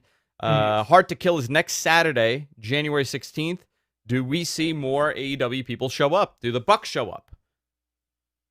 That would be kind of cool, but I want them to show up and be in the Generation Me outfits. You know, just call them Generation Me and don't even call them the Bucks. Matt Buck and Nick Buck? Matt Buck and Nick Buck, the Buck brothers. That would be hysterical. Yeah. So, a couple of news stories here. Guys, by the way, submit your questions in the chat room. Adam and MG Geek is going to add them to the notes, and we will discuss them as they come in. Marty Scurll is a big story here. Ring of Honor and Marty have mutually parted ways. I think this would be a way bigger story if it wasn't for the controversy that Marty had early on in the year. I think his stock has dropped a little bit. I don't know where he goes. I would say NXT. I don't. You know, there were a lot of photos of him hanging out with those guys and everything going on there, but I don't know. I don't know what the story with Marty is. I don't. What would be best for him? Because really, his star has dimmed since going to Ring of Honor more than anything else. Yeah, I think, you know, like the pandemic and the allegations didn't help at all. Like the Villain Enterprises was a lot of fun, you know, like between him, Brody, and PCO. Yeah. I don't know, man. Like, do I want to see Marty again? Sure. I also at this point I'm kind of I'm not excited by it. You know, like I want to see. I'm not either. Sure, but I feel like if this was pre-pandemic, pre-allegations, absolutely one of the hottest free agents, right? If this happened like a year and a half ago, but it didn't. You know, so like I think we kind of have that malaise of excitement where we're like, all right, whatever, dude. Yeah. Something else that came by, and I got to follow up on this, but it looks like AEW is going to be going to Miami in February. Sweet. This is according to bodyslam.net. I gotta confirm someplace else, but All Elite Wrestling will be moving to Miami for the month of February for the TV tapings.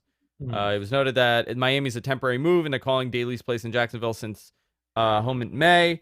I don't know what this means. I gotta find out more. But then that would put them in for their pay-per-view to be in Miami. Right. The reason behind this is that there's a lot of complaints about wrestlers in the freezing weather outdoor, as well as a change of scenery to serve as a morale booster. I don't know if it's that necessary for them to do this. Why is that? I don't think aesthetically there's a problem with their TV. I mean, that's for me. I just feel like there's. And by the way, Daly's Place is not a great building to shoot, right? Remember in the early tapings, it kind of looked bad because they were facing a wall. But because of the upgrades that they've made and how they're shooting a ramp now, it's helped way more. But I don't know. Do you think they need to go to Miami? Where are they going to go? Are they going to have fans? I don't know what the answer to this is. The beach. Put them on the beach. Put them on the beach. You know what? Like, I think a change of scenery is healthy. I don't know about the morale thing, but I think a change of scenery for perception, absolutely. I think that's great.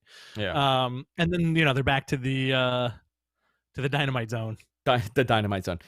Here's the other big story here, and this was interesting. New Japan is getting a new US TV deal. It's been reported, and a lot of my info that I get comes from the TV side of things. But the rumor is that who said it? Kevin Kelly said, "I love the color purple." It was on the American commentary broadcast of Wrestle Kingdom. And then they did a tweet too, and they wrote something. They alluded to something purple on the New Japan Global Twitter account. Now, what's purple? What's purple? HBO Max is purple. HBO Max is very purple. It's almost. Are you HBO Max also? Because right behind you, it looks like there's a lot of purple. You know what? It's not HBO Max, guys. New Japan is coming over to the GFK network. It's coming over to Mat Men. That's where it's coming. It's coming over to the Observer. This is where it's headed. I am New Japan. I don't know. I don't know what network is purple. I don't know what it could be. Is BN Sports purple? Huh. Interesting. Are they purple? Let's see. Yeah, they are purple. BN Sports is purple. Oh, very interesting. It is. I mean, it is interesting because I believe they're. Yeah, I don't know. MLW was with them for a long time, right? Couple years. They're still on there. So HBO Max or BN. I mean, I guess it would be BN Sports or HBO Max right now. Actually, if you go over to the BN Sports website, on their front page is MLW anthology of Jimmy Havoc and interesting and Warner in a barbed wire match. It's just weird to see on the front page of this. A lot of wrestling on their page. So I don't know. Maybe it's BN. I don't know if that's a good get for them. Obviously, better than Access. Twitch. Maybe they're going to go Twitch is purple. Twitch is purple. The Hallmark channel's purple. HBO Max is purple. So I don't know. But I reached out to a couple of my friends over at Warner Media because remember, it's connected there. They didn't really respond with like, oh, yeah, this is happening or it's not happening. They're like, oh, I don't know. I'll ask. So if it's not a buzz, I don't know how much of a big deal it is right now.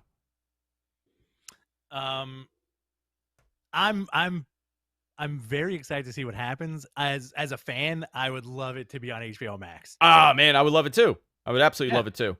But is that in the realm of possibility? Is that in the realm of possibility? I don't know.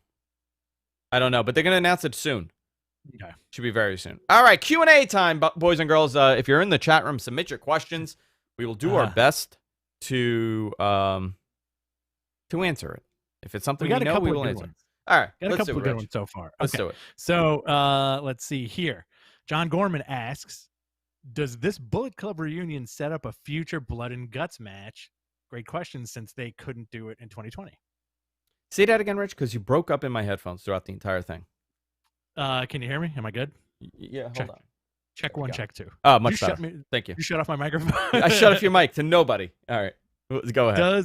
Does this Bullet Club reunion set up a future Blood and Guts match since they couldn't do it in 2020? Oh yeah, that would be awesome. I wonder who else is going to get brought into this. You know, there's a lot of moving parts. They definitely have to do that Blood and Guts match because obviously everything was built out for it, right? They were going to do it in Jersey, right? And obviously the pandemic happened and everything, so you couldn't get couldn't get it. So the concept is finalized. It's not like they don't have the concept for it. I think they're just waiting to do this in front of a larger live crowd. Also, Jim Ross on commentary said that there were about 600 to 700 people in the building last night for that show. That's pretty big for what they've been doing, because they've been doing only a couple hundred people. So people showed up for this one. They've been struggling a little bit to sell these tickets because you're in the same market. You're in Jacksonville. It's not, you're not getting tourism. You're getting locals that are just showing up that live in the area. Yeah. You want to move on to the next question? Yeah, let's do it. Caleb asks, why do the talent in AEW who paint their faces only paint half of it? Is there some significance to it? Yeah, they're not allowed. Well, apart from Abaddon. No, nobody's allowed. She broke the rules. Okay. Tony Khan hates full face paint. He likes like Road Warrior face paint, and he likes like half face paint, but nothing full. He does not want to see full face paint. He said it looks like a kid's party. He told me that personally when he called me. What's staying? He's staying. He just ignores it. There's nothing he could do. That's his actual face. That's Steve Borden's face. Would you like to see Snoop Dogg in full face paint? I want to see Snoop Dogg in half face paint and tights. I want to see Snoop Dogg regular, right? But then when he takes off his sunglasses, he's got face paint sunglasses on. What about Miro's pot leaf jumpsuit? Miro was dressed like my grandmother's wallpaper yesterday. Listen, I love it. My grandfather from Bulgaria had the same exact outfit. It's funny. Let's see here. Chocolate Thunder asks, will AEW actually buy Impact and make it its second show? I don't think so. No, I don't think so. I mean, listen, there's a lot of... I do find a couple things interesting here. One would be that library, that AEW library, is worth a lot of money. You know, think about the amount of talent that they've had from 2002 on that have had great matches there. If anybody was going to purchase anything, I think WWE would have been that person. And they have a number that they pay per hour. And I talk about this all the time, and I keep forgetting to confirm it. It was like, I'm going to throw out a number. I'm not 100%. Let's say it's $350 per hour of tape. You got to remember, they had a 1 hour show for a while. Then they had a 2 hour show. But like it didn't make sense for them to sell it based on that. Like that's how they bought, certain libraries, that like the AEW library, they paid for just the hour. But for Impact, they've done a decent job at reusing a lot of that older stuff and having their subscription model and having all that stuff and having it on YouTube. I don't know if AEW would want to buy them. They're owned by the station, and right now they're getting hot. I don't think the purpose would be to sell. I think the purpose would be to kind of make some money off of this and have a property for the cable channel. Okay. I don't know if it makes sense for them, but listen, who knows? Everything is always for sale. I say that all the time. Everything is for sale. That is true. Like, you never know. Like 10, 15, 20 years from now, you never know who's going to own what. People buy and sell me regularly every day. Oh, absolutely. I'm like a stock. But you run away afterwards. Yeah, always. You're very coy about it. I'm very coy. You take the money and then go, deals off, buddy. And I just run with a suitcase of singles flying out. Oh, you get paid in singles? Yeah, always. I try to get paid in Susan B. Anthony dollar coins. You know what I have? It's so funny. So remember I told you a couple years ago I found a bunch of coins in my wall? Yeah, didn't you get like really mad one night and just start punching holes into your wall? No, I my hand went through the wall. My house is 120 years old. And this is one of the ones that I found. Oh, wow. Look at that. It is from 1795. Very nice. Yeah. What's the denomination on that? It's $1. But it's weird. It's Ronald Reagan just drinking a beer on the front. I don't know if it's real or not. Let me see. No, it's That is pretty cool. Coin guys are also. I love coins. Coin collectors are weird. I'm not a coin collector, but I'm really into coins. Really into old timey coins. Old timey coins, love it. I'm gonna start using. You know what? I want to try to use one, and I'm gonna be like, "Nah, give it back to me." I want to see what they do. Like at the pizzeria. At the pizzeria. Brandon in our chat room says, "I'm strictly a $2 guy myself." Getting paid them $2 bills. $2 bills. All right. So Chocolate Thunder had a supplementary question. who will take the AEW title off of Kenny, and who would take the tag titles from the Bucks? Oh, that's a great question. So who do you think is in the if you ask me, I think it has to be, if you build this program long and he keeps the title, it has to be Hangman at a major pay-per-view, right? That's what you kind of want to build to, because right now Hangman is in the rebuilding phase. So this will be 2021 will be the year that he starts rebuilding and he becomes, once the live crowd comes, people will be hot for him. But I think it has to be Hangman, but there's a lot of, you could do Moxley again, you could do Jericho, but I think Jericho is starting to, phase out slowly. Who else do they have for you? Who do you think? I honestly and this might be me fanboying. Is this like a wacko answer? I want It's not this. going to be a wacko answer. Okay. Because I don't have a definitive person. I thought you were going with Toru Yano. Oh my God, that'd be amazing. But I think it's going to end up being somebody who's not part of AEW, who takes the belt, and then that's the implosion of what they're doing now, where they're like, yo, how could you lose that belt to so-and-so? Ethan Page. Right? Or Jay White or whoever. Yeah. Like he's on a different show. Like, how could you lose that belt? He's in a different country. How could you lose that belt to him? I think it's going to be a surprise when Kenny loses the belt, and to who. Well, you also have a number of great opponents from him. You have Penta, you have Cage, you have Pac, you have Archer, Hangman, Cody. Yeah. You could bring Cody in the mix. There's a tremendous amount of people that could challenge for it, which I'm excited to see, but I think it has to be Hangman. Hangman has to kick out of that one-winged angel. You think he's going to be the only guy that does it? He'll be the first one. Okay.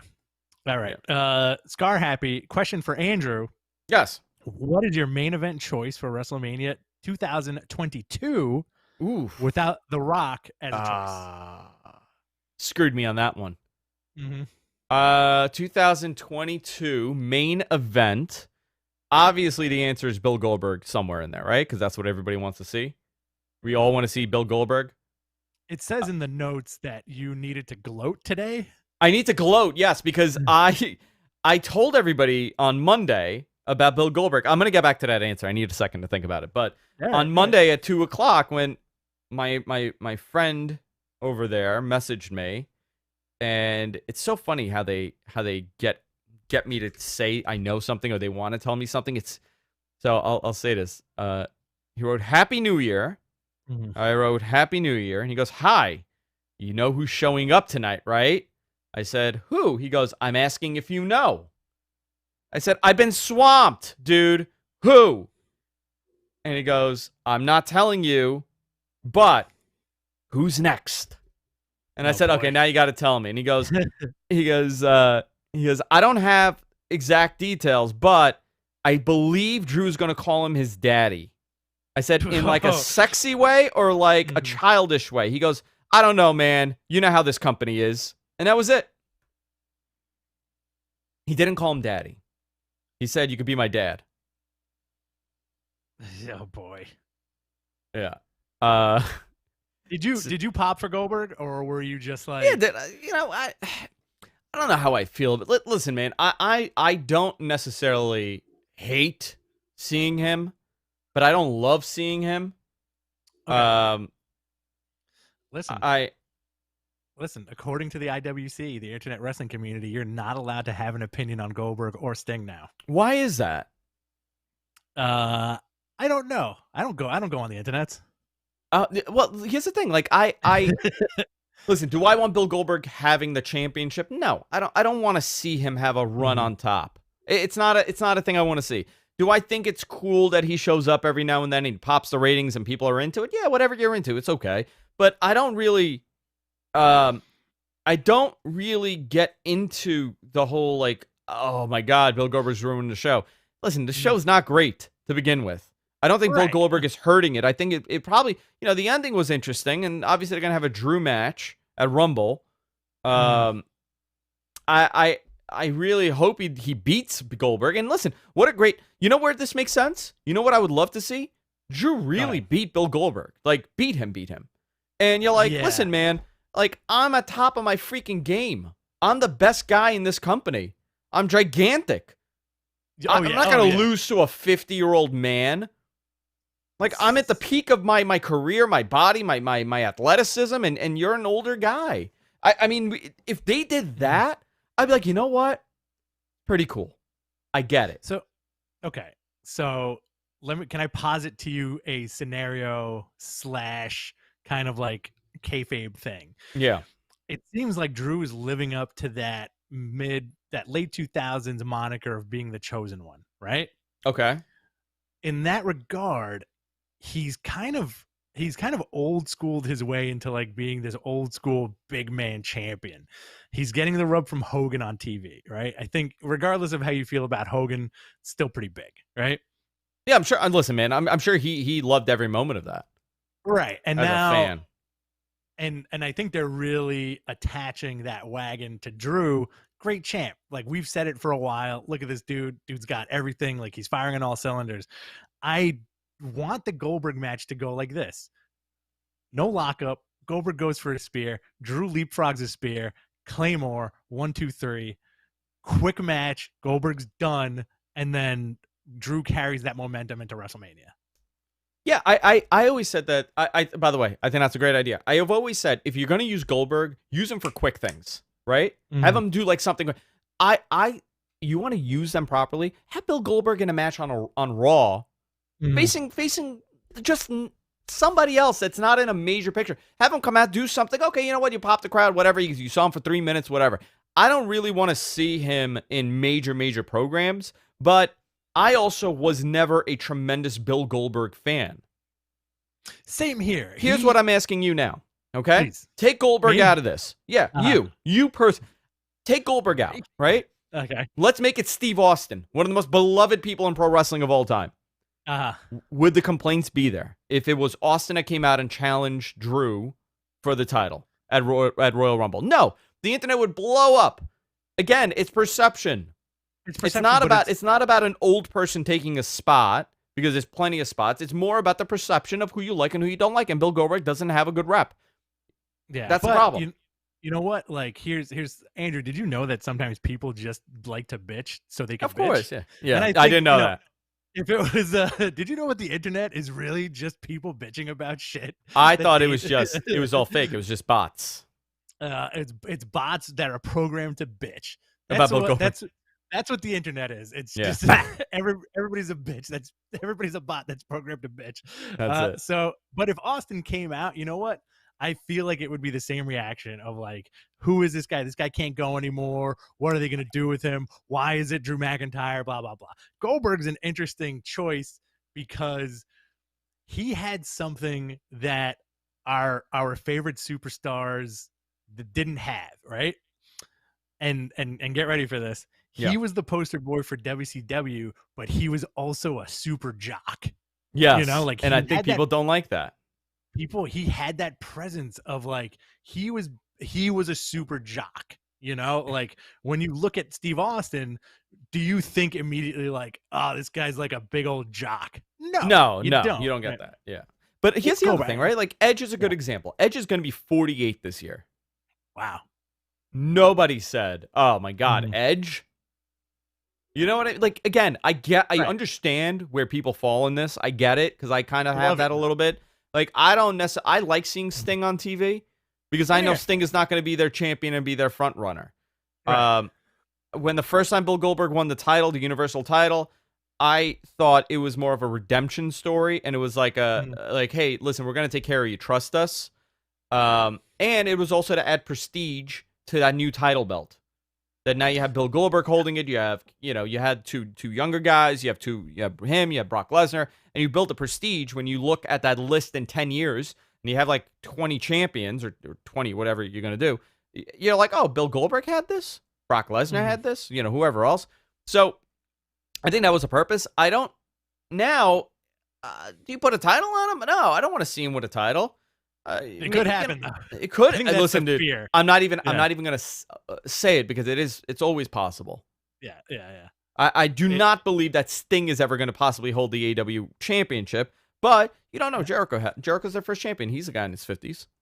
But he could still go. That's the thing. Like, Sting's 61, riddled with injuries. I think AEW does a great job with using the presence of Sting, you know, and like it's more, it's that the Sting nostalgia is rooted, I think, in decades of being on TNT, right? Like being with Turner. The Goldberg thing is fascinating Give me because your best like Goldberg. Give me your best Goldberg right now. who's next? Bleh. Bah, bah. Bleh. That's it. Ooh. I want him to make other noises, like really weird, Like noises. weird noises. Wow, Like- wow. Like the Three Stooges. Like who's next? Like he's trying real hard to open that The bottle can. of pickles. Pickle Can of pickle pickles. jar. Yeah. He couldn't do it. Love it. Love it. Uh, So I don't know, man. I think is the argument that you don't want older guys, or is the argument that you by the way, Scar Happy, I'm gonna give the answer here. Is the argument that you don't want older guys, or is the argument that you don't want people that really weren't great workers? I don't know. I think for a whole different group of people, not the people listening to this, not the people that subscribe to the Observer, not the mainstream, not the niche, P1 viewership that we are, but the casual fan will probably have the opposite response that we have. They don't really care about the worker. They want to see Bill Goldberg. They want to see Sting. They want to see, people from their childhood because it's nostalgia and it works. It works temporarily, but it works. It's like your favorite scene in a movie, like in Raiders of the Lost Ark when Indiana Jones like shoots the guy with the sword. That's like Goldberg is almost the epitome of a moment like that, where it's like people listen, like some wrestling fan's mom doesn't care about Goldberg's in-ring work and his footwork and how he hits the ropes. They're just like, oh, this guy's big. He looks like he can kick some ass. Whoa, this guy's older. He looks like he can kick some ass. I think at the end of the day, that's the perception, right? Yeah. What would you do if Bill Goldberg showed up at my house and asked me if I want to date his daughter? Yeah, what would you do? Banging him. Bring this one back. I'm gonna tell you, I dated a girl. Her father kind of looked like Bill Goldberg, but like a very Italian version of Bill Goldberg. Contractor? And he what? Was he a contractor? He was definitely a contractor. He was definitely in the waste management business, and he showed up at my house asking if I was taking his daughter out. I'll never. This is swearing everything. This is a legitimate story. He asked me if I'm taking his daughter out, and I said yes, we're going out. Like he just showed up at my house. He goes, okay, here are the keys. You don't drive your car, you drive my car. And it was his Mercedes. He had an S500 Mercedes. And I was like, I'm like, no, we're not. I'm not even taking my, because I was meeting the girl like by the bar, by the house, It's like 18 years old. And he's like, no, you're going to take my car and you're going to bring her home in my car. I'm like, how am I getting home? Exactly. How am I getting home? Never. I ended up not going out with her. I was like, you know what? This is too much. You almost got dad cucked. I almost, yeah. I didn't want to do it. So the question of the 2022 WrestleMania main event, Bill Goldberg and Brock Lesnar, because that's what everybody wants to see. I don't know what. You know what? Let's do this. Yeah, please. I'm gonna throw it out there. Ready? I'm gonna go 2022. I cannot use The Rock. Right. I will use John Cena. Perfect. And I will use Randy Orton to figure out who becomes a 17-time champion. I like that, but I feel like that would be like if they split the WrestleMania over 2 nights. I feel like that's a good night one main event.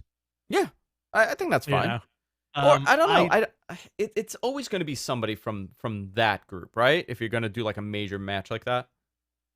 Absolutely. I think also like the Roman Reigns story is far from over, and I do think you're gonna have some kind of Cena happening. Like you had the Rock Cena once in a lifetime. You're gonna have like Roman Cena once in a lifetime part 3. Yeah, whatever it is. What if Bill Goldberg's grunt was like just like a No! really, like an over it hipster? Like it's like, who's next? Okay, I guess you. Just a big over it sigh. I got one. Roman Reigns, CM Punk. In 2022? Yeah. I'm not buying it. Okay. No, you know why? Because CM Punk if CM Punk is coming back, it has to be this in 2021. Yeah, but you set up for 2022. He shows up like in October. Okay. You know? Maybe. Maybe. What would pop you if you were like, yo, that's a damn good main event for WrestleMania? With like realistic people? Realistic, yeah. I would do if you know. Let's play with CM Punk. I think CM Punk would be cool.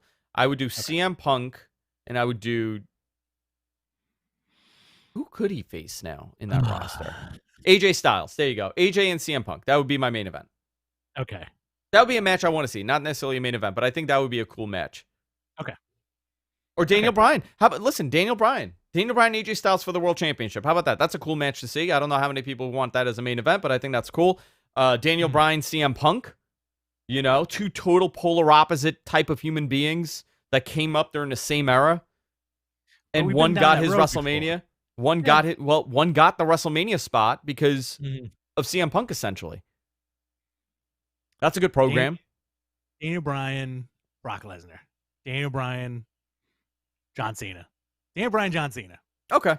You know what? I would love that.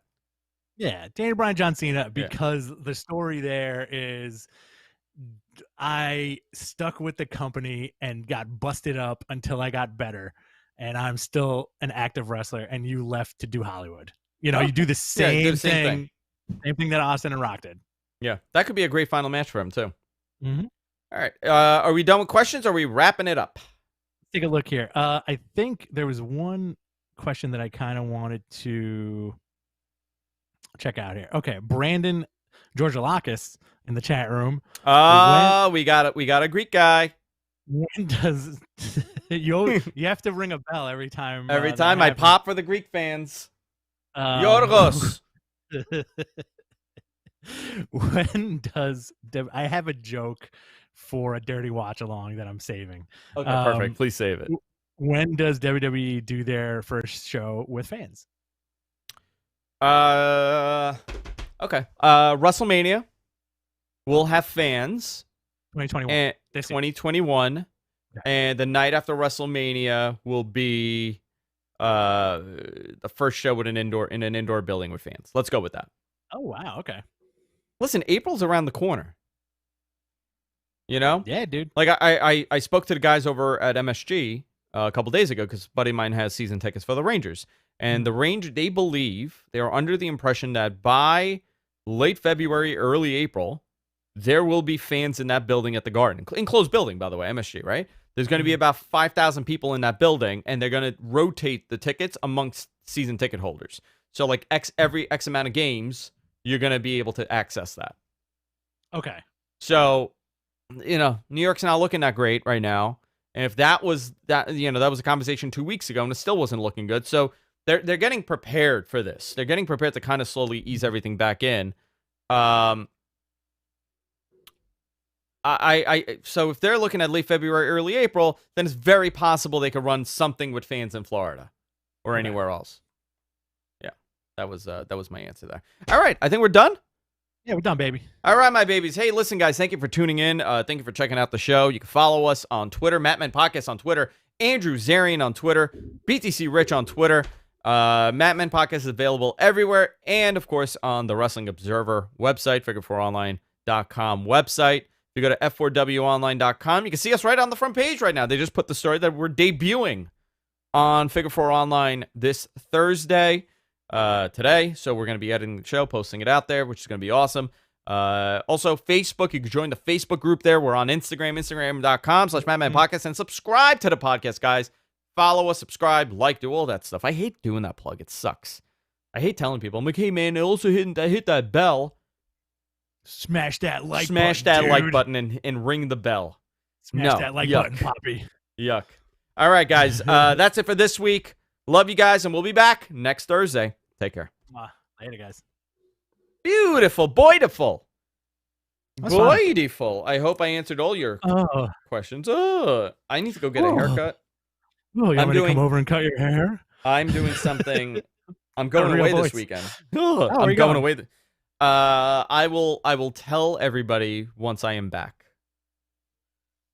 Oh yeah, you're going to Jamaica? You're gonna get that Jamaica Queens. Are you going to Brazil and getting that butt implant? Fine, dude. Butt injections, not butt implant. But I'm getting my pecs done though in Brazil. Oh yeah. Flex them. Yeah, you can't see it. Flex them. Yo, we're gonna You get can't see so it. jacked this year, dude. I'm telling you guys. So goddamn jacked. I'm telling you guys. I'm gonna tell you something, and I'm being very serious right now. I'm being so serious. I'm looking at the camera. We're gonna get uncomfortably big. Oh, We're gonna get uncomfortably jacked. That's the goal. By September of this year, my traps are gonna begin at my ears. That's That's all I'm gonna do. Just traps, no other exercise. Just do this constantly. Just do shoulder shrugs. Shoulder shrug. That's it. I'm excited. I can't wait. Yeah. And then we're just gonna chop each other for 3 hours. Yeah, that's it. And then that's giant pecs. And we're just gonna be totally intense. Ooh, our necks are gonna be this big. We're gonna go Road Warriors big. That's the goal. How big your biceps gonna be this year, Andrew? Oh, like up to here, like right there. 37-inch python. Like there? Just a giant exercise ball. That's what it's going to be. All right, guys. Love you guys. I'll see you next time. Take care. Goodbye, guys. All right.